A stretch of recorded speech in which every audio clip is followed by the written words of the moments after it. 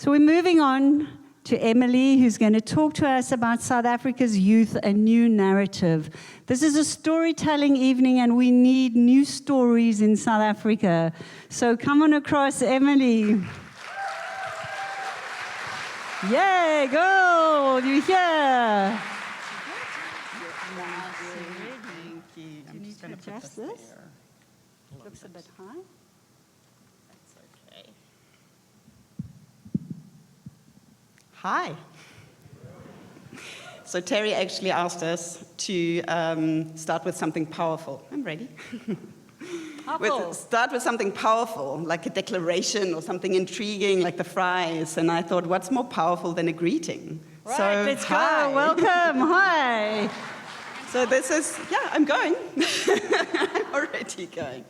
I thought, what is more powerful than a greeting? Because it's an acknowledgement of your presence, right? It is a moment of connection. But it's also an invitation for you to join me on this story about stories and the power they hold, and an invitation to maybe try a different kind of perspective. So we know our stories shape our realities. The narratives we create, the words we think and speak, create stories, create narratives that we live into, that we become in our day-to-day lives. And we know that the stories that we tell about the groups we belong to, our social economic standing, is shaping our reality. And we have the power to tell the stories. We have the power to shape those narratives, but too often they are negative. And we have a very particular story to tell about the youth of South Africa. The youth, a generation that is unemployed, that is poor, that is undereducated, that is marginalized and disenfranchised. And we tell these stories without too much consideration for the realities that they reflect in these young people's eyes. So we are looking at a generation that is defined by its deficiencies.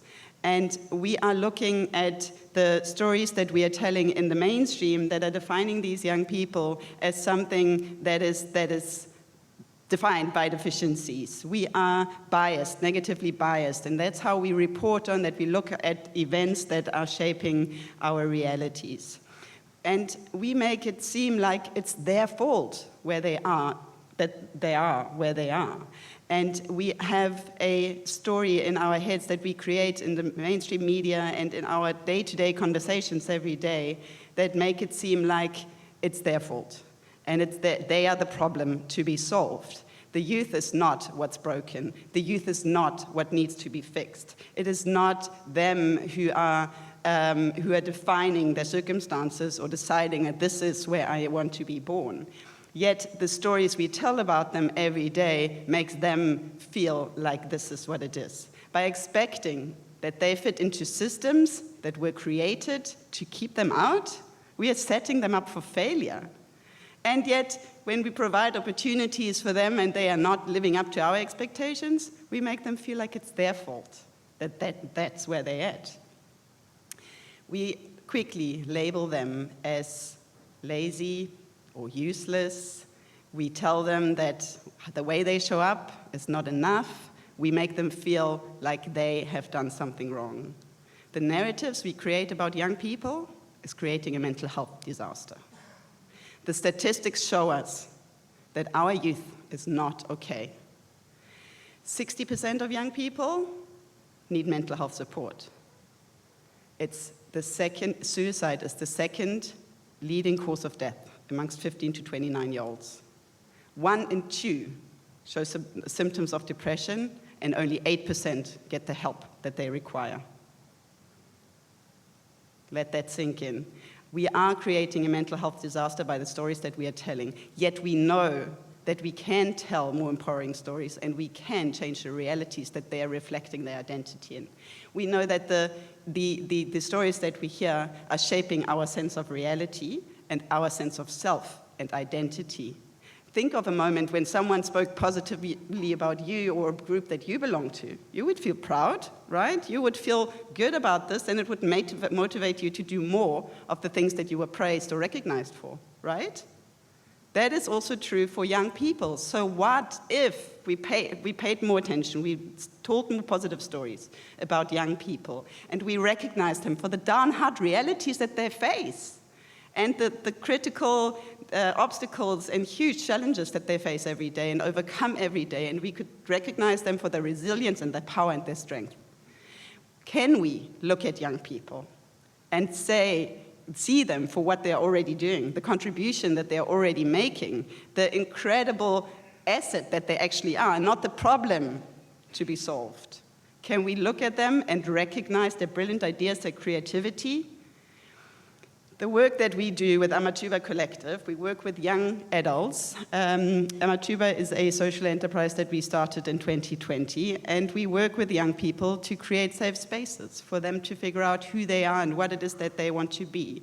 We recognize the desperate need for spaces to heal. We are shaping spaces with our words. We are careful to make sure young people feel valued and recognized, that they feel seen and heard, and enable them with that to think well and to make meaningful contributions. Because they are. We are supporting 10,000 young people across the country with virtual mental health support. Our peer support agents create safe spaces, using their words, using the language, and are shaping, co-creating stories with the young people that they are talking to, that are stories of hope, stories of resilience, stories of agency. And we are able to unlock the motivation and the inspiration that is deep within them. And it's not them to be fixed, it's the spaces they are in that need fixing. And that's what we do, young people for other young people, creating safe spaces, because we know that the identity is coming from the reflection of the stories that they hear about themselves. And when we make these powerful, encouraging narratives, when we make them positive, when we speak of courage and resilience and bravery and recognize the creativity and the wonderful contributions that they're already making, we can shape their world. So my ask to you today is talk about young people in an encouraging and empowering way. And let's start by using different words, using different narratives, and be part of the solution and look at young people for what they really, really are.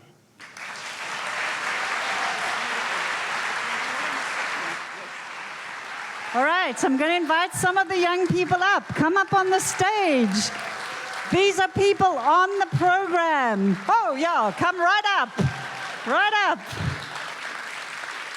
Watch out for wires there. Oh.